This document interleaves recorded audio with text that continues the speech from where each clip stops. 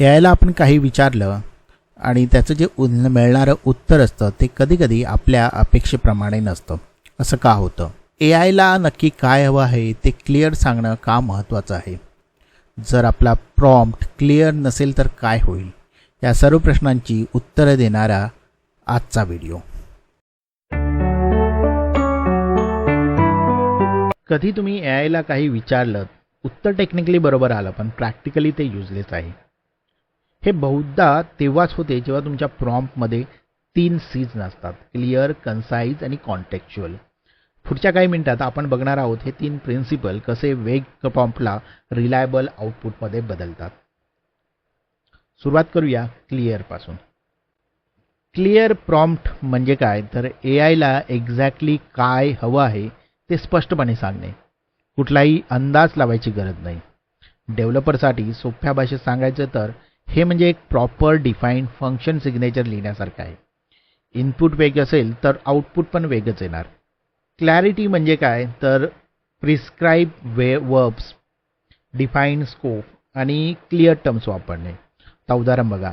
Help me with this code असं म्हणण्याऐवजी जर तुम्ही असं लिहिलं, review this function for performance issues and suggest optimisation. आता याला क्लिअर कळेल की टास्क का आहे, टार्गेट का आहे आणि आउटपुट कसा आहे.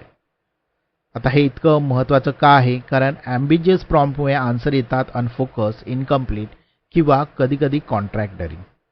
डेव्हलपर म्हणून याचा अर्थ पुन्हा पुन्हा प्रॉम्प्ट बदलणे, क्लॅरिफाय करणे आणि वेळ वाया जाणे. क्लिअर प्रॉम्प्ट कन्फ्युजन कमी करतात आणि हॅल्युसिनेशन पण रिड्यूस करतात.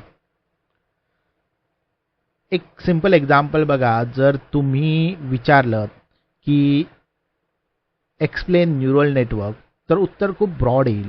पण जर तुम्ही म्हणालात explain neural networks in 5 bullets for non technical product manager. आता एआयला क्लिअर आहे डेप्थ काय हवा आहे, ऑडियन्स कोण आहे आणि फॉर्मॅट कसा हवा.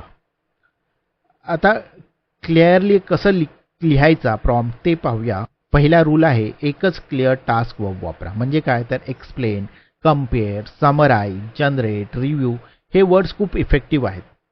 दुसरा आहे स्कोप डिफाईन करा. लेंथ काय आहे, ऑडियन्स कोण आहे, काय इन्क्लूड करायचं आहे, काय एक्सक्लूड करायचं ते सांगा. उदाहरणार्थ 150 वर्ड्सच्या आत ठेवा, इक्वेशन वापरू नका, फक्त फ्रंट एंड डिबगिंगवर फोकस करा. इतकं क्लिअरली दिल्यावर आउटपुट लगेच इम्प्रूव्ह होईल. आणि शेवटचं आहे वेग वर्ड्स अवॉइड करा.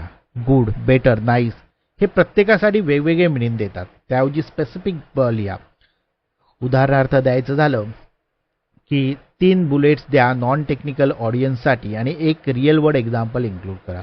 हा एक क्लिअर प्रॉम्प्ट आहे. तर पहिला सी सिंपल आहे. एआयला स्पष्ट सांगा की सक्सेस कसं दिसायला हवं. तर मित्रांनो, ही होती एक छोटीशी क्लिप आपल्या मुख्य व्हिडिओमधली. मुख्य व्हिडिओमध्ये ह्या विषयाबद्दलची संपूर्ण माहिती, उदाहरणं आणि इतर तपशिलांसह दिली आहे.